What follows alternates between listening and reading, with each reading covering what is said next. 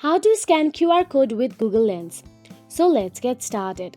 Firstly, simply if you have the Google Lens app, then you can use it, or else you can simply tap on the Google app on your mobile device and make sure you are logged into your Google account.